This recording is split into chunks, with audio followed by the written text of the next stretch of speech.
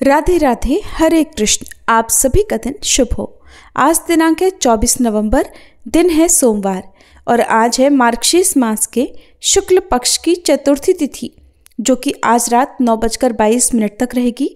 इसके बाद में पंचमी तिथि प्रारंभ होगी और आज ब्रह्म मुहूर्त सुबह 5:15 से 6:03 तक रहेगा।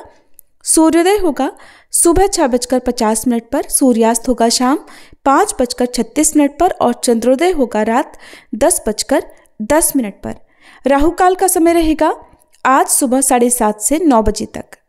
आज आप सुनेंगे मार्गशीर्ष मास महात्म्य का 19वां अध्याय। उससे पहले सुनिए सीता नित्यनेम की कहानी और मां अन्नपूर्णा की कथा। इस कहानी को सीता माता कहती थी और प्रभु श्री राम सुना करते थे। एक दिन श्री राम भगवान को किसी काम के लिए बाहर जाना पड़ा तो सीता माता कहने लगी कि भगवान, मेरा तो 12 वर्ष का नित्यनेम है, अब आप बाहर जाएंगे तो मैं अपनी कहानी किसे सुनाऊंगी। तब श्री राम ने कहा कि सीते, आप कुएं की पाल पर जाकर बैठ जाना और वहां पर जो भी औरतें पानी भरने आएंगी उन्हें अपनी कहानी सुना दिया करना। सीता माता कुएं की पाल पर जाकर बैठ गई। तभी एक स्त्री आई। उसने रेशम की जरी की साड़ी पहन रखी थी और सोने का घड़ा ले रखा था। सीता माता उसे देखकर कहने लगी, बहन, मेरा 12 वर्ष का नित्यनेम सुन लो। पर वह स्त्री बोली कि मैं तुम्हारा नित्यनेम सुनूंगी तो मुझे तो घर जाने में देर हो जाएगी और मेरी सास मुझसे झगड़ा करेगी। इसलिए उसने कहानी नहीं सुनी और अपने घर चली गई। लेकिन उसके घर जाते ही उसकी रेशम जरी की साड़ी फट गई। सोने का घड़ा मिट्टी के घड़े में बदल गया। सासू ने देखा तो पूछा, अरे बहू, ये किसका दोष अपने सिर लेकर आ गई है। बहू बोली, माँ जी, कुएं पर एक औरत बैठी थी। उसने अपनी कहानी सुनने के लिए कहा, लेकिन मैंने नहीं सुनी। शायद उसी का ये फल मुझे मिला है। बहू की बात सुनकर अगले दिन वही साड़ी और वही घड़ा लेकर सास कुएं की पाल पर गई। सास को वहीं पर सीता माता बैठी मिली तो माता सीता ने कहा, बहन, मेरी कहानी सुन लीजिए। सासू बोली, एक बार छोड़, मैं तो 4 बार कहानी सुन लूंगी। तब सीता माता बोली, राम आए लक्ष्मण आए, देश के पुजारी आए, नित नेम का नेम लाए, आओ राम बैठो राम, तपी रसोई जीमो राम, माखन मिश्री खाओ राम, दूध पताशा पियो राम, सूत के पलका मोठो राम, शाल दुशाला पोठो राम, शाल दुशाला ओढ़ो राम। जब बोलूं राम ही राम, राम सवारे सबके काम, खाली घर भंडार भरेंगे, सबका बेड़ा पार करेंगे। श्री राम जय जय राम। सासू बोली, बहन, कहानी तो बहुत अच्छी लगी। फिर कहानी सुनकर सासू घर चली गई और उसकी साड़ी फिर से रेशम जरी की बन गई। मिट्टी का घड़ा भी फिर वापस से सोने के घड़े में बदल गया। बहू ने देखा तो कहने लगी, सासू माँ, आपने ये सब कैसे किया। सासू बोली, बहू, तू दोष लगा कर आई थी और मैं अब दोष उतार कर आ रही हूँ। बहू ने पूछा कि माँ जी, वह कुएं वाली स्त्री कौन है। सासू ने बताया कि वह तो सीता माता थी। वो पुराने से नया कर देती हैं, खाली घर में भंडार भर देती हैं। वह लक्ष्मी जी का वास घर में कर देती हैं और मनुष्य की जो भी इच्छा हो उसे पूर्ण कर देती हैं। बहू बोली, माँ जी, फिर तो ऐसी कहानी मुझे भी सुना दो। सास बोली कि ठीक है, तुम भी सुनो। फिर सास ने कहानी शुरू की। राम आए लक्ष्मण आए, देश के पुजारी आए, नित नेम का नेम लाए, आओ राम बैठो राम, तपी रसोई जीमो राम, माखन मिश्री खाओ राम, दूध बताशा पियो राम, सूत के पलका मोठो राम, शाल दुशाला पोठो राम, शाल दुशाला ओढ़ो राम। जब बोलूं राम ही राम, राम सवारे सबके काम, खाली घर भंडार भरेंगे, सबका बेड़ा पार करेंगे। बोलो श्री राम जय जय राम।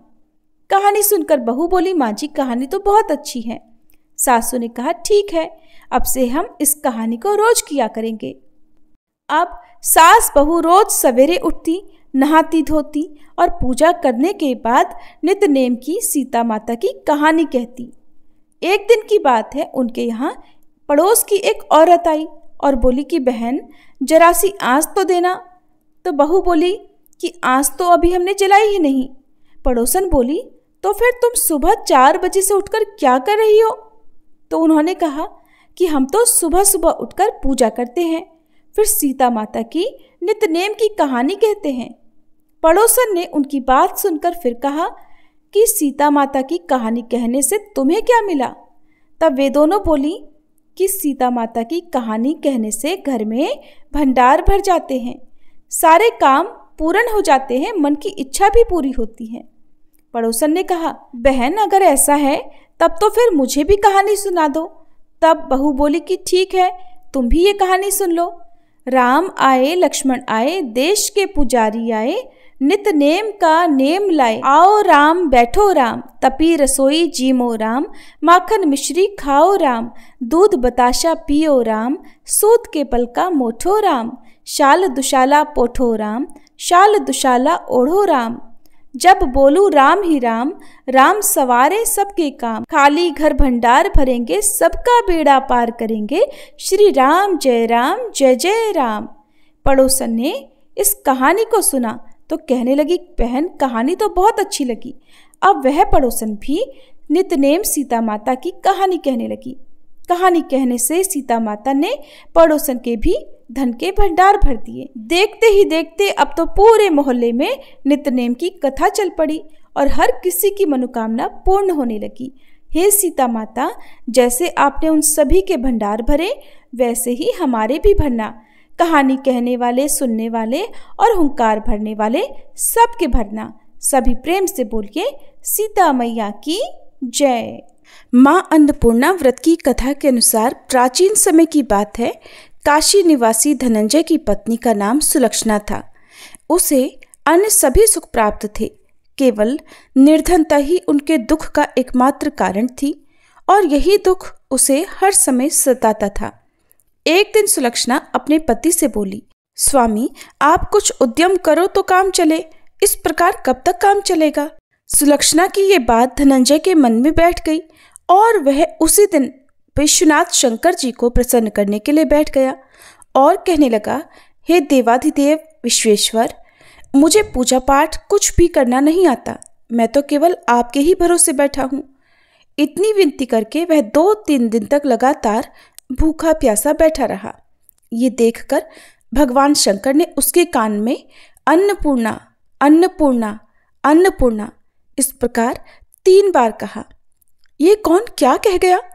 बस इसी सोच में धनंजय पड़ गया कि मंदिर से आते ब्राह्मण को देखकर वह पूछने लगा, पंडित जी अन्नपूर्णा कौन है? तब ब्राह्मण ने कहा, अरे धनंजय, तू तो अन्न छोड़कर बैठा है, इसलिए तुझे हर समय अन्न की ही बात सूझती है। जा घर जाकर अन्न ग्रहण कर। धनंजय अपने घर गया, जाकर पत्नी से सारी बात कही।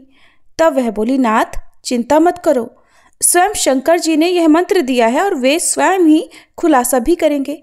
आप फिर से जाकर उनकी आराधना करो। पत्नी के कहे अनुसार धनंजय फिर पहले दिन की तरह ही जाकर पूजा में बैठ गया। रात्रि में भगवान शंकर जी ने आज्ञा दी, कहा तू पूर्व दिशा में चला जा। अब धनंजय अन्नपूर्णा का नाम जपता जाता और रास्ते में फल खाता, झरनों का पानी पीता जाता। इस प्रकार कितने ही दिनों तक लगातार वह चलता रहा। वहां उसे चांदी से चमकते वन की शोभा देखने मिली, सुंदर सरोवर देखने मिला। उसके किनारे कितनी ही अप्सराएं झुंड बनाई बैठी थीं। एक अप्सरा कथा कहती थी और सब माँ अन्नपूर्णा इस प्रकार बार बार कहती थी। ये अगहन मास की उजियारी रात्रि थी और आज से ही व्रत का आरंभ था। जिस शब्द की खोज करने वह निकला था, वहां उसे वही शब्द सुनने को मिला। धनंजय ने तब उनके पास जाकर धीरे से पूछा, हे देवियों, आप ये सब क्या कर रही हो? तब उन सब ने कहा, हम सब माँ अन्नपूर्णा का व्रत कर रही हैं। व्रत करने से क्या होता है और क्या ये व्रत किसी ने किया भी है? इसे कब किया जाए, कैसे किया जाए और इसकी कैसी विधि है? मुझसे भी कहो। धनंजय के कहने पर वे अप्सराएं कहने लगी, इस व्रत को कोई भी कर सकता है। 21 दिन व्रत करने के लिए 21 गांठ वाला सूत लेना, 21 दिन यदि ना कर पाएं तो एक दिन का ही उपवास करें, और ये भी ना करें तो केवल कथा सुनकर ही प्रसाद ले लें। निराहार रहकर कथा कहें। कथा सुनने वाला कोई ना मिले तो पीपल के पत्तों को रखकर सुपारी या घृत कुमारी यानी ग्वार पाठ को वृक्ष के सामने रखकर दीपक को साक्षी बनाकर सूर्य, गाय, तुलसी या महादेव को बिना कथाएं सुनाए मुख में अन्न मत डालना। यदि भूल से कुछ पड़ जाए तो एक दिवस फिर उपवास करें। व्रत के दिन क्रोध ना करें और झूठ ना बोलें। अप्सराओं के द्वारा विधि बताने पर धनंजय बोला, फिर बताइए इस व्रत के करने से क्या होगा? तब वे कहने लगी, इसके करने से अंधे को नेत्र मिल जाता है, लूलों को हाथ मिल जाता है, निर्धन के घर धन के भंडार भर जाते हैं, बांझन को संतान मिलती है, मूर्ख को विद्या मिलती है, और जो जिस कामना से व्रत को करता है माँ उसकी वह हर कामना पूर्ण करती हैं। धनंजय कहने लगा, बहनों, मेरे घर में भी धन नहीं है, विद्या नहीं है, कुछ भी तो नहीं है मेरे पास। मैं तो दुखिया ब्राह्मण हूँ, मुझे इस व्रत का सूत दोगी क्या? हाँ भाई, तेरा कल्याण हो, हम तुझे सूत देंगी, ले इस व्रत का मंगल सूत ले ले। तब धनंजय ने उन अप्सराओं से सूत लेकर व्रत को किया। व्रत पूरा हुआ। तभी सरोवर में से 21 खंड की स्वर्ण सीढ़ी हीरा मोती जड़ी हुई प्रकट हुई। धनंजय जय अन्नपूर्णा कहता जाता था। इस प्रकार जाने कितनी ही सीढ़ियां वह उतरता गया। तब अंदर जाकर उसने क्या देखा कि करोड़ों सूर्यों से प्रकाशमान मां अन्नपूर्णा का मंदिर है। उसके सामने स्वर्ण सिंहासन पर मां अन्नपूर्णा विराजमान है। सामने भिक्षा हेतु शंकर भगवान खड़े हैं। देवांगनाएं चवर डुला रही हैं। कितने ही हथियार बांधे पहरा दे रही हैं। धनंजय दौड़कर मां जगदम्बा के चरणों में गिर पड़ा। देवी उसके मन का दुख जान गई। धनंजय हाथ जोड़कर कहने लगा, माता, आप तो अंतर्यामिनी हैं, आपको मैं अपनी दशा भला क्या बताऊं, आप तो सब कुछ जानती हैं। तब माता बोली, तुमने मेरा व्रत किया है, जा संसार तुम्हारा सत्कार करेगा। माता ने धनंजय की जिह्वा पर बीज मंत्र लिख दिया। अब तो उसके रोम रोम में विद्या प्रकट हो गई। इतने में क्या देखता है कि वह काशी विश्वनाथ के मंदिर में खड़ा है। माँ का वरदान लेकर धनंजय घर आया। अपनी पत्नी सुलक्षणा से सारी बात कही। माता जी की कृपा से उसके घर में धन संपत्ति उमड़ने लगी। छोटा सा घर बहुत बड़ा गिना जाने लगा। जैसे शहद के छत्ते में मक्खियां जमा हो जाती हैं, उसी प्रकार अनेक सगे संबंधी आकर उसकी पढ़ाई करने लगे।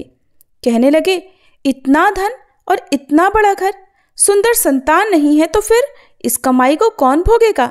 सुलक्षणा से तो कोई संतान हुई नहीं, इसलिए तुम दूसरा विवाह कर लो। अनिच्छा होते हुए भी धनंजय को दूसरा विवाह करना पड़ा और सती सुलक्षणा को सौतन का दुख झेलना पड़ा। इस प्रकार धीरे धीरे दिन बीतते गए। फिर अगहन मास आया। नए बंधन से बंधे पति से सुलक्षणा ने कहलवाया कि इस व्रत के प्रभाव से ही हम सुखी हुए हैं, इस कारण यह व्रत छोड़ना नहीं चाहिए। ये माता जी का प्रताप है जो हम इतने संपन्न और सुखी हुए हैं। सुलक्षणा की बात सुनकर धनंजय उसके यहाँ आया और व्रत में बैठ गया। नई बहू को इस व्रत के बारे में कुछ भी पता नहीं थी। वो तो धनंजय के वापस घर लौटने की राह देख रही थी। दिन बीतते गए और व्रत पूर्ण होने में केवल 3 दिन बाकी थे कि तभी नई बहू को खबर मिल गई। उसके मन में ईर्ष्या की ज्वाला दहक रही थी। वह सुलक्षणा के घर आ धमकी और उसने वहां भगदड़ मचा दी और वह मारे क्रोध के धनंजय को अपने साथ लिवा ले गई। नए घर में धनंजय को थोड़ी देर के लिए निद्रा ने आ दबाया। वह गहरी नींद सो गया और ठीक उसी समय नई बहू ने उसका व्रत का सूत तोड़कर आग में फेंक दिया। अब तो माता जी का कोप जाग गया। इधर माता क्रोधित हुई और उधर उसके घर में अचानक आग लग गई। सब कुछ जलकर खाक हो गया। सुलक्षणा जान गई और पति को फिर अपने घर ले आई। नई बहू रूठ कर अपने पिता के घर जा बैठी। पति को परमेश्वर मानने वाली सुलक्षणा बोली, नाथ, घबराना नहीं, माता जी की कृपा अलौकिक है। पुत्र कुपुत्र हो जाता है पर माता कभी कुमाता नहीं होती। इसलिए आप श्रद्धा और भक्ति से आराधना शुरू करो, वे हमारा कल्याण जरूर करेंगी। धनंजय फिर माता के पीछे पड़ गया। फिर वही सरोवर सीढ़ी प्रकट हुई और उसमें वह माँ अन्नपूर्णा कहकर उतर गया। वहां जाकर माता के चरणों में करुण क्रंदन करने लगा, विलाप करने लगा। माता प्रसन्न होकर बोली, ये मेरी स्वर्ण की मूर्ति ले, उसकी पूजा करना, तो फिर सुखी हो जाएगा। जा, तुझे मेरा आशीर्वाद है। तेरी पत्नी सुलक्षणा ने श्रद्धा से मेरा व्रत किया है, उसे मैंने पुत्र का वरदान दिया है। धनंजय ने आंखें खोली तो खुद को काशी विश्वनाथ के मंदिर में खड़ा पाया। वहां से फिर उसी प्रकार वह घर को आया। इधर सुलक्षणा गर्भवती हुई और 9 महीने पूरे होते ही उसके यहाँ पुत्र का जन्म हुआ। गांव में आश्चर्य की लहर दौड़ पड़ी। अब तो गांव में जिसकी कोई भी कामना होती वही मनौती मांगने लगता और इस तरह सभी लोगों की मनोकामनाएं पूर्ण होने लगी। इस तरह उसी गांव के निसंतान सेठ के पुत्र होने पर उसने माता अन्नपूर्णा का मंदिर बनवा दिया। उसमें माता जी धूमधाम से पधारी, यज्ञ हुआ और धनंजय को मंदिर के आचार्य का पद दे दिया गया। जीविका के लिए मंदिर की दक्षिणा और रहने के लिए बड़ा सुंदर सा भवन भी दिया गया। धनंजय पत्नी और पुत्र सहित वहां सुख से रहने लगा। माता जी के चढ़ावे में भरपूर आमदनी होने लगी। उधर नई बहू के पिता के घर डाका पड़ गया, सब कुछ लुट गया और वे भीख मांगकर अपना पेट भरने लगे। सुलक्षणा ने जब यह सुना तो उन्हें बुलावा भेजा और उनके आने पर उन्हें अलग घर में रख लिया और उनके अन्न वस्त्र का प्रबंध भी कर दिया। धनंजय, सुलक्षणा और उसका पुत्र माता जी की कृपा से आनंद से रहने लगे। माता जी ने जैसे उनके भंडार भरे वैसे सबके भंडार भरे। सभी प्रेम से बोलिए, अन्नपूर्णा माता की जय। अब सुनिए आज का अध्याय। इससे पहले के अध्याय में आपने सुना था कि किस प्रकार भगवान कृष्ण अपने नंद बाबा को समझा रहे हैं कि बाबा आप ब्रिज में जाइए। उसके बाद जब नंद जी ने उनसे फिर से आग्रह किया कि एक बार वापस तो चलिए, तब भगवान कृष्ण कहने लगे कि तात, कर्मफल भोग के अनुसार संयोग और उसी से वियोग भी होता है और उसी से क्षण मात्र में दर्शन भी प्राप्त हो जाता है। भला उस कर्म भोग को कौन मिटा सकता है? पिताजी उद्धव गमनागमन का प्रयोजन बतलाएंगे। मैं उन्हें जल्दी ही भेजता हूँ, फिर उसके बाद आपको भी ये सब मालूम हो जाएगा। और फिर वे गोकुल में जाकर यशोदा जी, रोहिणी जी, गोपिकाओं, ग्वाल बालों और उस प्राण प्यारी राधिका को समझाएंगे। श्री कृष्ण इस प्रकार कह ही रहे थे कि वहां वसुदेव, देवकी, बलदेव, उद्धव और अक्रूर जी शीघ्र ही आ पहुंचे। वसुदेव जी कहने लगे, नंद जी, आप तो बलवान ज्ञानी मेरे सद्बंधु और सखा हो, इसलिए मोह को त्याग दो और घर को प्रस्थान करो। ये श्री कृष्ण जैसे मेरा बालक है उसी तरह आपका भी है। मित्र, मथुरा नगरी गोकुल से ज्यादा दूर नहीं है, वो तो उसके दरवाजे के समान है। इसलिए नंद जी, सदा आनंद महोत्सव के अवसर पर तुम्हें ये पुत्र देखने को अवश्य मिला करेगा। देवकी जी ने भी कहा, नंद जी, ये श्री कृष्ण जैसे हम दोनों का पुत्र है उसी तरह आपका भी है, ये बात निश्चित है। फिर किस बात के लिए आपका शरीर शोक से मुरझाया हुआ दिख रहा है? श्री कृष्ण तो बलदेव के साथ आपके महल में पूरे 11 वर्षों तक सुखपूर्वक रह चुके हैं। अब आप थोड़े दिन के वियोग से ही शोकग्रस्त कैसे हो जाएंगे?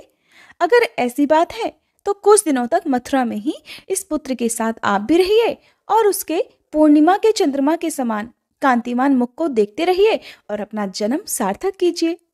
तब श्री भगवान बोले कि उद्धव, तुम सब सुखपूर्वक गोकुल में जाओ, भद्र तुम्हारा कल्याण होगा। तुम हर्षपूर्वक गोकुल में जाकर मेरे द्वारा किए गए शोक का विनाश करने वाले आध्यात्मिक ज्ञान से मैया यशोदा, रोहिणी जी, ग्वाल बाल समूह, मेरी राधिका और सभी गोपिकाओं को सांत्वना देना। श्री नारायण कहते हैं, हे नारद जी, श्री कृष्ण की प्रेरणा से फिर उद्धव हर्षपूर्वक गणेश्वर को प्रणाम करके नारायण, शंभु, दुर्गा, लक्ष्मी जी और सरस्वती जी का स्मरण करते हुए गंगा और उस दिशा के स्वामी महेश्वर का ध्यान करके मंगल सूचक शकुनों को देखते हुए आगे बढ़े। उन्हें मार्ग में दुंदुभी और घंटे के शब्द, शंख ध्वनि, हरिनाम संकीर्तन और मंगल ध्वनि सुनाई पड़ी। इस प्रकार वे मार्ग में पति, पुत्रवती, साध्वी नारी, प्रज्वलित दीप, माला, दर्पण, जल से भरे हुए घाट, दही, लावा, फल, दुर्वांकुर, सफेद धान, चांदी, सोना, मधु, ब्राह्मणों के समूह, कृष्ण सार, मृग, सांड, घी, गजराज, नरेश्वर, श्वेत रंग के घोड़े, पताका, नेवला, नीलकंठ, श्वेत पुष्प और चंदन आदि कल्याणमय वस्तुओं को अर्थात शुभ सूचक वस्तुओं को देखते हुए वृंदावन नामक वन में जा पहुंचे। वहां उन्हें सामने ही भांडीर वट नामक वृक्ष दिख पड़ा, जिसका रंग लाल था और जो अविनाशी, कोमल, पुण्यदाता और अभीष्ट तीर्थ है। उसके बाद लाल रंग के गहनों से सजे हुए सुंदर वेशधारी बालकों को भी देखा, और वे अभी तक बाल कृष्ण का नाम ले लेकर दुखी हो रहे थे, शोकग्रस्त हो रहे थे। उन्हें आश्वासन देकर उद्धव जी आनंद पूर्वक नगर में प्रवेश करके कुछ दूर आगे चले गए। तब उन्हें वह नंद भवन दिखाई दिया जिसे विश्वकर्मा जी ने बनाया था। उसका निर्माण मणियों और रत्नों से हुआ था। नाना प्रकार की चित्रकारी दरवाजे की शोभा बढ़ा रही थी, जिसे देखकर उद्धव जी हर्षपूर्वक उसके भीतर प्रवेश कर गए। उसके आंगन में पहुंचकर तुरंत ही रथ से उतरकर धरती पर खड़े हो गए। उन्हें देखकर यशोदा जी और रोहिणी ने तुरंत ही उनका कुशल समाचार पूछा और आनंद मगन होकर उन्हें आसन, जल, गऊ और मधुपर्क आदि अर्पित किया। फिर वे पूछने लगी, उद्धव जी, नंद जी कहाँ हैं और बलराम श्री कृष्ण कहाँ हैं? सारा वृतांत ठीक ठीक बताओ। तब उद्धव जी ने उनसे कहना आरंभ किया कि हे यशोदे, सुनो, वे सब सकुशल हैं और नंद जी भी आनंद पूर्वक हैं। वे श्री कृष्ण और बलराम जी के साथ कुछ देर से आएंगे, क्योंकि वहां श्री कृष्ण के उपनयन संस्कार तक ठहरेंगे। मैं विधि पूर्वक आप सब लोगों का कुशल समाचार जानकर मथुरा वापस लौट जाऊंगा। इस मंगल समाचार को सुनकर यशोदा जी और रोहिणी जी आनंद विभोर हो गई। उन्होंने ब्राह्मण को बुलाकर रत्न, स्वर्ण और उत्तम वस्त्र प्रदान किया। फिर तरह तरह की सामग्रियों का दान किया। उसके बाद उद्धव जी यशोदा, रोहिणी, ग्वाल बालों, वृद्धों और सभी गोपियों को भली भांति आश्वासन देकर रास मंडल देखने के लिए गए। वहां उन्होंने रमणीय रास मंडल को देखा, जो चंद्रमंडल के समान गोलाकार और सैकड़ों केलों के खंभों से सुशोभित था। उस समय रास मंडल की शोभा असंख्य गोपी और श्री कृष्ण ही आ गए, इस अनुमान से असंख्य गोपों को प्रतीक्षा करते हुए वहां पर देखा। फिर यमुना जी की प्रदक्षिणा अर्थात परिक्रमा करके उद्धव जी ने चंदन, चंपा, यूथिका, केतकी, माधवी, मौलसिरी, अशोक, कर्णिका आदि वनों की परिक्रमा की। फिर आनंद पूर्वक मन से नागेश्वर, लवंग, शाल, ताल, पनस, रसाल, मंदार आदि वनों को देखते हुए रमणी कुंजवन के दर्शन करके अत्यंत मधुर रमणी मधुकानन में प्रवेश किया, क्योंकि अभी तक राधा जी से उनकी भेंट जो नहीं हुई थी। फिर इस प्रकार भ्रमण करते हुए वहां की दिव्य विलक्षण शोभा को देखने के बाद वे अंतिम द्वार पर पहुंच गए। सखियों ने उनका स्वागत करके उन्हें राधा के पास पहुंचा दिया। उद्धव ने आश्चर्यचकित कर देने वाली राधिका जी को सामने देखा। वे चंद्रकला के समान सुंदर थी। उनके नेत्र पूर्णतया खिले हुए कमल के समान थे और उन्होंने आभूषणों का त्याग कर रखा था। केवल कानों में सोने के रंग बिरंगे कुंडल झलमला रहे थे। अत्यंत क्लेश के कारण उनका मुख लाल हो गया था। वे शोक से मूर्छित होकर धरती पर पड़ी हुई रो रही थी। वे एकदम शांत दिख रही थी। उन्होंने भोजन का भी त्याग कर रखा था। उनके होठ और उनका गला सूख सा गया था। केवल कुछ कुछ सांस ही चल रही थी। उन्हें इस अवस्था में देखकर भक्त उद्धव के सर्वांग में रोमांच हो आया और वे भक्तिपूर्वक सिर झुकाकर उन्हें प्रणाम करते हुए बोले, मैं श्री राधा के उन चरण कमलों की वंदना करता हूँ जो ब्रह्मादि देवताओं द्वारा वंदित हैं और जिनकी कीर्ति के कीर्तन से ही तीनों भुवन पवित्र हो जाते हैं। गोकुल में वास करने वाली राधिका जी को बारंबार नमस्कार है। शत श्रृंग पर निवास करने वाली चंद्रवती को नमस्कार है, नमस्कार है। तुलसीवन और वृंदावन में बसने वाली को नमस्कार है। रासमंडल वासिनी रासेश्वरी को नमस्कार है। विरजा के तट पर वास करने वाली वृंदा को नमस्कार है। जो सबकी माता और सर्वशक्ति स्वरूपा हैं, उन्हें नमस्कार है। अग्नि में दाहिका शक्ति के रूप में विद्यमान रहने वाली देवी और भद्रा को पुनः पुनः नमस्कार। जो पूर्णिमा के चंद्रमा में और शरतकालीन कमल में शोभा रूप से वर्तमान रहती हैं, उन शोभा को नमस्कार।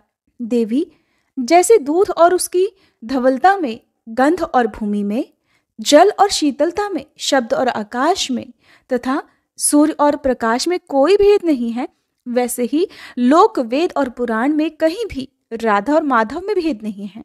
हे कल्याणी, इसलिए अब चेत करो, होश में आओ। सती, मुझे उत्तर दो। ऐसा कहकर उद्धव जी वहां उनके चरणों में बार बार प्रणाम करने लगे। जो मनुष्य भक्ति पूर्वक इस उद्धवकृत स्तोत्र का पाठ करता है वह इस लोक में सुख भोग कर अंत में बैकुंठ लोक में जाता है। उसे बंधु वियोग और अत्यंत भयंकर रोग और शोक कभी नहीं होते।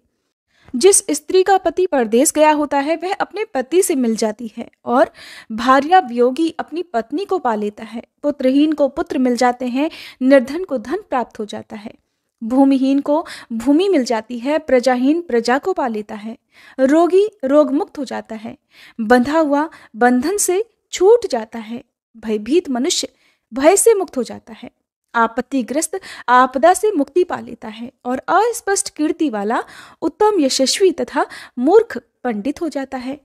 श्री नारायण कहते हैं, नारद, उद्धव जी द्वारा किए गए इस स्तवन को सुनकर राधिका जी को चेतना वापस लौट आई।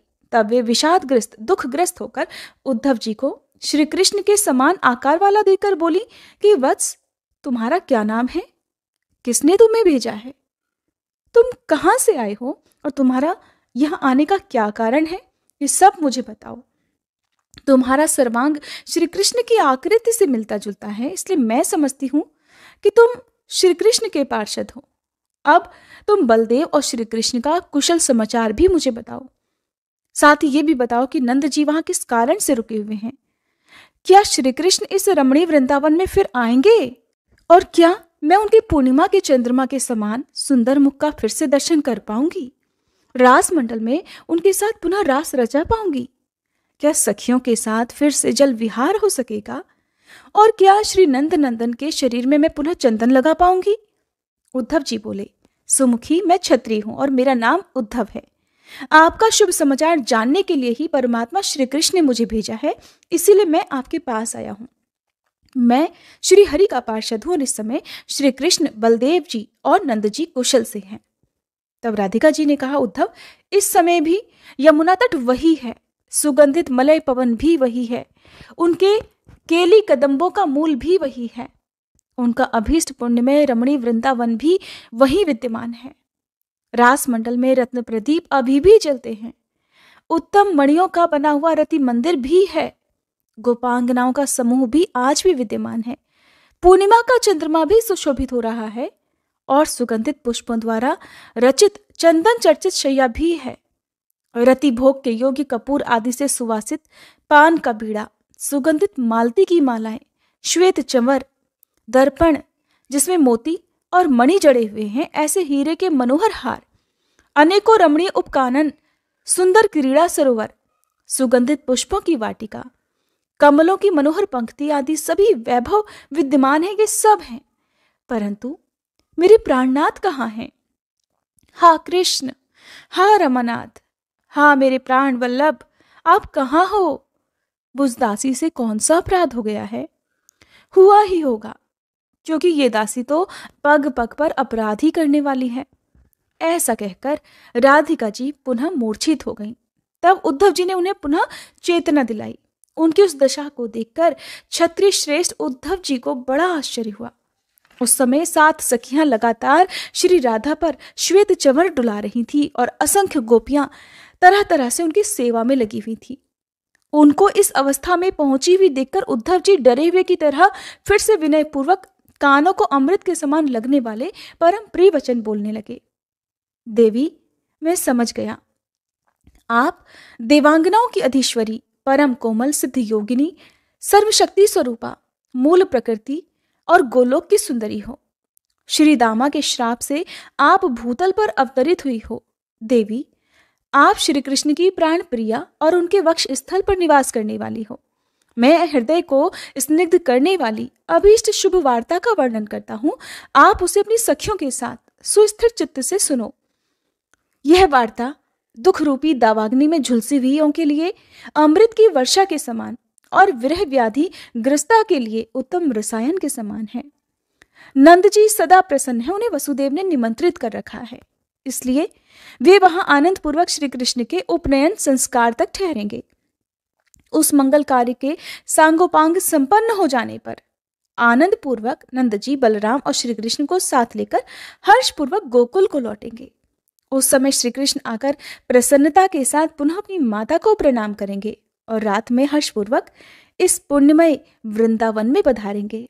देवी राधिके, आप शीघ्र ही श्री कृष्ण के मुख कमल का दर्शन करोगी और उस समय आपका सारा विरह दुख दूर हो जाएगा। इसलिए माते, आप अपने मन को स्थिर करो और इस अत्यंत दारुण दुख को त्याग दो। फिर प्रसन्नता पूर्वक अग्नि में तपाकर शुद्ध किए हुए रमणीय वस्त्र पहनकर अमूल्य रत्नों के बने हुए आभूषणों को धारण कर लो। मुने ऐसा कहकर तथा ब्रह्मादि देवताओं द्वारा वंदित उनके चरण कमलों को प्रणाम करके उद्धव जी मौन हो गए। उद्धव जी के मधुर वचनों को सुनते ही सती राधिका के मुख पर मुस्कुराहट छा गई और उन्होंने उद्धव जी को अमूल्य दिव्य वस्त्र, आभूषण, रत्न, हार, भोजन, जल, तांबूल आदि देकर आशीर्वाद दिया। अब श्री राधिका ने उन्हें आसन पर विराजमान करके उनकी पूजा की और फिर बोली, उद्धव, कपट रहित होकर सच सच बताओ, क्या सचमुच श्री कृष्ण आएंगे? आप भय छोड़कर ठीक ठीक कहना और इस उत्तम सभा में केवल सत्य ही बोलना। 100 कुएं से एक बावड़ी श्रेष्ठ है, 100 बावड़ियों में से एक यज्ञ श्रेष्ठ है, 100 यज्ञों से एक पुत्र श्रेष्ठ है और 100 पुत्रों से बढ़कर सत्य है। सत्य से बढ़कर दूसरा धर्म नहीं है और झूठ से बढ़कर दूसरा कोई पाप नहीं है। नहीं सत्यात परो धर्मो ना नरतात पातकम परम। उद्धव जी कहने लगे, सुंदरी, सचमुच ही श्री कृष्ण आएंगे और आप उनका दर्शन भी करोगी, ये बिल्कुल सत्य है। उस समय श्री कृष्ण के चंद्रमुख का दर्शन करके निश्चय ही आपका ये दुख, आपका ये शोक दूर हो जाएगा। महाभागे, आपका विरह ताप तो मेरे दर्शन से ही नष्ट हो गया। अब इस दुस्तर चिंता को छोड़ो और नाना प्रकार के भोग जनित सुख का उपभोग करो। मैं मथुरा जाकर श्री कृष्ण को समझा बुझाकर यहाँ वापस भेजूंगा। वे अन्य सभी कार्य पूर्ण करेंगे। माते, अब मुझे विदा दो। मैं श्री कृष्ण के पास जाऊंगा और सारा वृतांत यथोचित रूप से उन्हें सुनाऊंगा।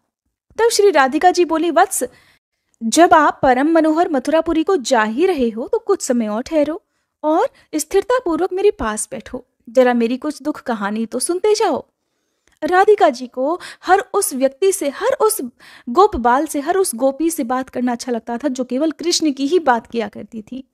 तब वे उद्धव जी से कहने लगी कि बेटा, विरह ताप से कातर हुई मुझको तुम भूल मत जाना। आप निश्चय ही मेरे प्रेतम को भेजोगे, इसी से मैं आपसे कुछ कह रही हूं। नहीं तो स्त्रियों के मन की बात भला कौन विद्वान जान सकता है? विद्वान तो शास्त्रानुसार कुछ अलग ही निरूपण कर सकता है। जब वेद उसका वर्णन करने में समर्थ नहीं है, तब शास्त्र बेचारे क्या कर सकते हैं? परंतु पुत्र, आप जाकर श्री कृष्ण से मेरी बात कहोगे, इसीलिए मैं सब कुछ बतला रही हूं। अब देखिए राधिका जी उद्धव जी से क्या संदेशा भिजवा रही हैं। कहती हैं कि उद्धव, जाकर श्री कृष्ण से कहना कि मुझे घर में और वन में कोई भेद नहीं नजर आता। मेरे लिए जैसे पशु आदि हैं, वैसे ही मनुष्य भी हैं। क्या जल है, क्या स्थल है, मैं ये भी नहीं समझ पाती। आपसे दूर होने के बाद तो मुझे दिन रात का भी ज्ञान नहीं रहता। न मैं अपने आप को और सूर्य चंद्रमा के उदय को ही जान पाती हूँ। इस समय श्री कृष्ण का समाचार पाकर क्षण भर के लिए ही सही मुझे चेतना आ गई है। अब मैं श्री कृष्ण के स्वरूप का दर्शन भी कर रही हूँ, उनकी मुरली की ध्वनि सुन रही हूँ और कुल लज्जा और भय का त्याग करके श्री कृष्ण के चरणों का ध्यान कर रही हूँ। जो समस्त लोकों के ईश्वर और प्रकृति से परे हैं, उन श्री कृष्ण को पाकर भी माया के वशीभूत होने के कारण उनको गोपपति समझकर मैं यथार्थ रूप से जान नहीं सकी। वेद और ब्रह्मा आदि देवता जिनके चरण कमलों का ध्यान करते रहते हैं, उन्हीं की मैंने क्रोध में भरकर भर्त्सना कर दी थी कि ये मेरा बर्ताव मेरे हृदय में कांटे की तरह चुभ रहा है। उद्धव जी, उनके चरण कमलों की सेवाओं में, गुण कीर्तन में, उनकी भक्ति में, ध्यान अथवा पूजा में जो क्षण बीतता है, उसी में सारा मंगल, आनंद और जीवन स्थित है। और उनसे दूर हो जाने पर सदा हृदय में दुख और विघ्न होता है। अब मेरी पुनः उस प्रकार की अभीष्ट क्रीड़ा कभी नहीं होगी। ना वैसा प्रेम सौभाग्य होगा और ना कभी निर्जन स्थान में समागम ही होगा। उद्धव, अब मैं उनके साथ वृंदावन नहीं जाऊंगी। नंद नंदन के वक्ष स्थल पर चंदन नहीं लगाऊंगी, ना उन्हें माला पहनाऊंगी और ना उनके मुख कमल की ओर देखूंगी। ना पुनः मालती, केतकी और चंपक के काननों में और सुंदर रास मंडल में ही जाऊंगी। उद्धव जी को बताते बताते राधा जी फिर से श्री कृष्ण को याद करके शोकग्रस्त हो रही हैं। वो कहती हैं, उद्धव जी, वसंत ऋतु में खिली हुई वह सुंदरी माधवी लता कहाँ है? वो वसंत की रात कहाँ चली गई? वसंत ऋतु कहाँ चला गया? और हाय, वे माधव श्री कृष्ण भी कहाँ चले गए? ऐसा कहकर राधा जी श्री कृष्ण के चरण कमलों का ध्यान करने लगी। उनके शरीर में रोमांच हो आया और वे रोती हुई फिर से मूर्छित हो गईं। श्री नारायण भगवान कहते हैं, मुने राधिका जी को मूर्छित देखकर उद्धव को महान विस्मय और भय हुआ। वे राधा जी की सच्ची भक्ति और अपने आप को कहने मात्र का भक्त जानकर तथा भाग्यवती राधिका जी की ओर देखकर सारे जगत को तुच्छ समझने लगे।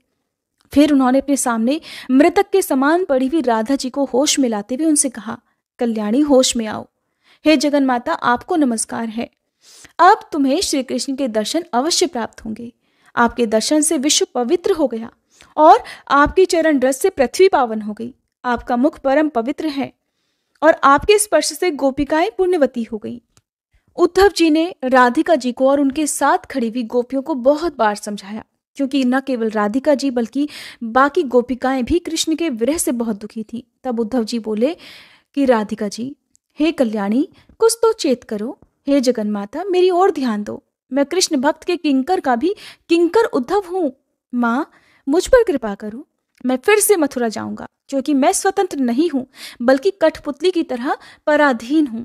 और जैसे बैल सदा हलवाहे के वश में रहता है, उसी तरह मैं श्री कृष्ण के अधीन हूं। श्री नारायण कहते हैं, नारद, उद्धव के वचन सुनकर राधिका जी की चेतना फिर से लौट आई। तब राधिका जी कहने लगी, वत्स, तुम मथुरा जाओ, परंतु वहां सुख में पड़कर मुझे भूल मत जाना। अगर भूल जाओगे तो इस भवसागर में तुम्हारे लिए इससे बढ़कर दूसरा अधर्म नहीं है। इस समय तुम जाकर श्री कृष्ण से मेरी सारी बात कह सुनाओ और शीघ्र ही मेरे स्वामी को यहाँ ले आओ। भला जगत की युवतियों में किसको ऐसा दुख है? श्री कृष्ण से अलग होने के दुख को मेरे अलावा और कौन जानती है? सीता जी को भी वियोग दुख कुछ कुछ ज्ञात है। त्रिलोकी में नारियों में मुझसे बढ़कर दुखिया कोई नहीं है। बेटा उद्धव, किस युवती को मेरे समान दुख है? भला कौन नारी मेरी मानसिक व्यथा को सुनकर विश्वास करेगी? स्त्रियों में राधा के समान दुखिया, विरह संतप्त और सुख सौभाग्य से हीन नारी न हुई है और न आगे होगी। ऐसा कहकर राधिका जी उद्धव जी को देखकर फूट फूट कर रोने लगी। राधिका जी की इस दशा को देखकर स्वयं उद्धव जी भी फूट फूट कर रोने लगे। इस प्रकार राधिका जी और उद्धव जी के बीच में जो भी संवाद हुआ, उस संवाद के बाद उद्धव जी राधिका जी को प्रणाम करके और यशोदा जी को प्रणाम करके उतावली के साथ हर्षपूर्वक खरजूर कानन को बाएं करके यमुना तट पर गए। फिर वहीं पर स्नान भोजन करके वे फिर से मथुरापुरी को चल पड़े। वहां पहुंचकर एकांत में बट की छाया में बैठे हुए गोविंद को उन्होंने देखा। उस समय उद्धव शोक से दग्ध होने के कारण दुखी होकर रो रहे थे। उनके नेत्रों से आंसू झर रहे थे, क्योंकि कुछ क्षण पहले वो जिस दृश्य को देखकर आए थे, राधिका जी की जिन बातों को सुनकर आए थे, उसके बाद उनका मन शोकग्रस्त हो रहा था। उद्धव जी को आया देखकर श्री कृष्ण का मन बड़ा प्रफुल्लित हो गया। तब वे उद्धव जी से मुस्कुराकर बोले कि उद्धव, आओ, कल्याण तो है ना? राधिका जी जीवित तो है ना? विरह ताप से संतप्त हुई कल्याणमयी गोपियों का जीवन कैसा चल रहा है? ग्वाल बालों और गोवत्सों का मंगल तो है ना? पुत्र विरह से दुखी हुई मेरी मैया यशोदा का क्या हाल है? बंधो, ये ठीक ठीक बतलाओ कि तुम्हें देखकर मेरी माता ने क्या कहा, तुमने उसे क्या उत्तर दिया और उसने मेरे लिए क्या कहा है। जिस प्रकार श्री राधिका जी, यशोदा जी श्री कृष्ण से मिलने के लिए, उनके दर्शन पाने के लिए बहुत बेचैन थी, उसी प्रकार श्री कृष्ण भी वृंदावन का सारा हाल और सभी गोपियों का, राधिका जी का, यशोदा जी का हाल जानने के लिए बड़े व्याकुल थी। फिर उद्धव जी ने आंखों देखा सारा हाल कह सुनाया।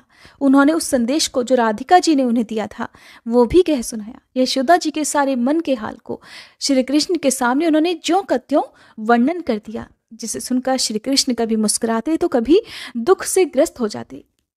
भगवान तो अवतरित ही होते हैं अपने भक्तों के कष्ट को दूर करने के लिए, उनका कल्याण करने के लिए, और जिस उद्देश्य के लिए भगवान श्री कृष्ण का जन्म हुआ था, अब वे उस उद्देश्य को पूरा करना चाहते थे। वे अपने कर्तव्य को पूरा करना चाहते थे। इसी कारण उन्हें मथुरा में कुछ समय लग गया। उनका वहां पर उपनयन संस्कार हुआ, उसके बाद उन्होंने वहां पर विद्या प्राप्त की। अपने सारे उद्देश्यों को पूरा करने के बाद भगवान श्री कृष्ण वापस आए। श्री नारायण कहते हैं, नारद, इस प्रकार श्री कृष्ण ने यादवों, देवों, मुनियों और अन्य व्यक्तियों देवियों के साथ श्री गणेश जी के पूजन का कार्य संपन्न किया। फिर वे अपने एक अंश से रुक्मणी आदि देवियों के साथ, जिनसे उनका विवाह हुआ था, रमणी द्वारिकापुरी को चले गए, किंतु स्वयं साक्षात रूप से सिद्ध आश्रम में ही ठहर गए। वहां वे गोलोकवासी गोप सखाओं नंद जी और मैया यशोदा गोपी के साथ प्रेम पूर्वक वार्तालाप करके पुनः माता पिता गोकुलवासी गोपों और बंधु वर्गों से नीतियुक्त यथोचित वचन में बोले, पिताजी अब आप अपने ब्रज को लौट जाओ। माते आप भी उत्तम गोकुल को जाओ और वहां अपनी आयु के शेष काल पर्यंत भोगों का उपभोग करो। ऐसा कहकर भगवान कृष्ण माता पिता की आज्ञा लेकर राधिका जी के स्थान को चले गए और नंद जी गोकुल को प्रस्थान कर गए। वहां पहुंचकर श्री कृष्ण ने मुस्कुराती हुई सुंदरी राधिका को देखा। उनकी आयु स्थिर थी और उस समय उनकी अवस्था 12 वर्ष की थी। मोतियों का हार उनकी शोभा बढ़ा रहा था। उस समय मुस्कुराती हुई असंख्य गोपियां हाथों में बेत लेकर उन्हें घेरे हुए थी। उधर प्राण वल्लभा राधा जी ने भी दूर से ही श्री कृष्ण को आते हुए देख लिया था। उनका परम सौंदर्यशाली सुंदर बालक वेश था। वे मंद मंद मुस्कुरा रहे थे और इस प्रकार राधिका जी और श्री कृष्ण का पुनः मिलन हुआ। श्री कृष्ण को देखते ही राधिका जी का सारा दुख सारा शोक दूर हो गया। उस समय श्री कृष्ण ने अपने उसी रूप के दर्शन राधिका जी को और समस्त गोपवासियों को कराए थे जिस अवस्था में वे उन्हें ब्रज में छोड़कर मथुरापुरी को गए थे। श्री कृष्ण से जी भर के बात करने के बाद राधिका जी ने कहा, महाभाग अब पुण्य में वृंदावन में स्थित रास मंडल को चलिए, जहां मैं आपके साथ जल में और स्थल पर क्रीड़ा करूंगी। फिर से मलय पर्वत और सुंदर मणि मंदिर को चलूंगी। इसके अलावा जो दूसरे रहस्यमय स्थान हैं जिन्हें मैंने जन्म से लेकर आज तक केवल सुना भी नहीं है, उन स्थानों में आपके साथ मैं चलना चाहती हूँ। ऐसी मेरी उत्कृष्ट इच्छा है। इस प्रकार वार्तालाप करते हुए ही वह मंगलमयी रात्रि बीत गई। सुबह की बेला आ पहुंची। यद्यपि सती राधा ने माधव को छोड़ना ही नहीं चाहा, फिर भी श्री कृष्ण ने युक्तिपूर्वक प्रेम भरे वचनों से राधा जी को समझाया। फिर शरतकालीन कमल के से विशाल नेत्रों वाले श्री कृष्ण प्रातः कृत्य समाप्त करके राधिका जी और गोपियों के साथ एक ऐसे रथ पर सवार हो गए जो गोलोक से आया था। वह मनोहर तथा मन के समान वेगशाली रथ 1 योजन लंबा चौड़ा था। उसमें सहस्त्रों पहिए लगे हुए थे। बहुमूल्य मणियों के बने हुए 300 करोड़ चमकीले ग्रहों से वह सुशोभित था। 3 करोड़ मणि स्तंभों और रत्नों की झालरों से उसकी विशेष शोभा हो रही थी। वह नाना प्रकार की विचित्र चित्रकारियों, श्वेत चमर और दर्पणों आदि से सुशोभित था। उसे 1000 घोड़े खींच रहे थे। उस रथ से भगवान पुनः वृंदावन में गए। वहां पहुंचकर उन्होंने रात्रि के समय जल स्थल पर विहार किया। राधिका जी को वहां के सभी पदार्थों को इसी रूप में दिखलाया मानो वे सब नवीन प्रकट हुए हों। फिर से सुंदर श्रृंगार करके वनों और उपवनों में, सुरसन, महेंद्र और नंदवन में, सुमेरु की चोटी और रमणी गंधमादन पर्वत पर, तरह तरह की हर उस जगह पर वे विचरते रहे जहां उन्होंने पहले कभी तरुणावस्था में विहार किया था। इस प्रकार राधिका जी को संतुष्ट करके वे फिर से गोकुल में आ गए। वहां भांडीर वट को देखकर वे पुण्य में वृंदावन में गए।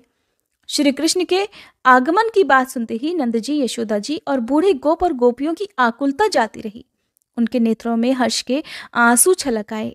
और फिर जो कुछ भी हुआ उसका वृतांत आप सभी कल के अध्याय में सुनिएगा। अब सुनिए श्री कृष्ण चालीसा पाठ। बंशी शोभित कर मधुर नील जलद तन श्याम, अरुण अधर जनु बिंबा फल नयन कमल अभिराम, पूर्ण इंद्र अरविंद मुख पीतांबर शुभ साज, जय मन मोहन मदन छवि कृष्ण चंद्र महाराज। जय यदुनंदन जय जगवंदन, जय वसुदेव देवकी नंदन, जय यशोदासुत नंद दुलारे, जय प्रभु भक्तन के धृगतारे, जय नट नागर नाग नथैया, कृष्ण कन्हैया धेनु चरैया, पुनि नख पर प्रभु गिरिवर धारो, आओ दीनन कष्ट निवारो, वंशी मधुर अधर धरि तेरी, होवे पूर्ण मनोरथ मेरो, आओ हरि पुनि माखन चाखो, आज लाज भारत की राखो, गोल कपोल चिबुक अरुणारे, मृदु मुस्कान मोहिनी डारे, रंजित राजीव नयन विशाला, मोर मुकुट वैजंती माला। कुंडल श्रवण पीत पट आछे, कटी किंकणिका छन काछे। नील जलज सुंदर तन सोहे, छवि लखि सुर नर मुनि मन मोहे। मस्तक तिलक अलक घुंघराले, आओ कृष्ण बांसुरी वाले। करी पय पान पूत नहीं तार्यो, अका बका कागा सुर मार्यो। मधुवन जलत अग्नि जब ज्वाला, भय शीतल लखि तहि नंद लाला।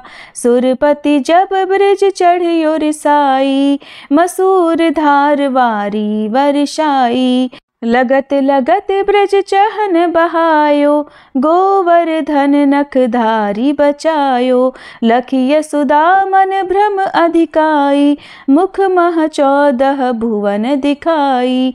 दुष्ट कंस अति उधम मचायो, कोटि कमल जब फूल मंगायो। नाथी काली यही तब तुम लीन्हे, चरण चिन्ह दे निर्भय कीन्हे। करी गोपिन संग रास विलासा, सबकी पूरन करी अभिलाषा। केतिक मह असुर संग हार्यो, कंस ही केस पकड़ दे मार्यो। मात पिता की बंदी छुड़ाई, उगर सेन कह राज दिलाई। मही से मृतक 6 सुत लायो, मातु देव की शोक मिटायो। भौमासुर मुर दैत्य संहारो, लाए 18 सहस कुमारो। दे भी नहीं तृण चीर संहारा, जरा सिंधु राक्षस कह मारा। असुर बकासुर आदिक मार्यो, भक्तन के तब कष्ट निवार्यो। दीन सुदामा के दुख टार्यो, तंदुल 3 मूठ मुख डार्यो। प्रेम के साग विदुर घर मांगे, दुर्योधन के मेवा त्यागे। लखि प्रेम की महिमा भारी, ऐसे श्याम दीन हितकारी। भारत के पारथ रथ हाके, लिए चक्र कर नहीं बल ताके। निज गीता के ज्ञान सुनाए, भक्तन हृदय सुधा वर्षाए। मीरा थी ऐसी मत वाली, विष पी गई बजा कर ताली। राना भेजा सांप पिटारी, शालिग्राम बने बनवारी। निज माया तुम विधि ही दिखायो, उरते संशय सकल मिटायो। तब शत निंदा करि तत्काला, जीवन मुक्त भयो शिशुपाला। जब ही द्रौपदी टेर लगाई, दीनानाथ लाज अब जाई। तुरत ही वसन बने नंदलाला, बढ़े चीर भय अरि मुँह काला। असनाथ के नाथ कन्हैया, डूबत भंवर बचावत नैया। सुंदर दास आस उरधारी, दया दृष्टि की जय बनवारी। नाथ सकल मम कुमति निवारो, क्षमहु बेगी अपराध हमारो।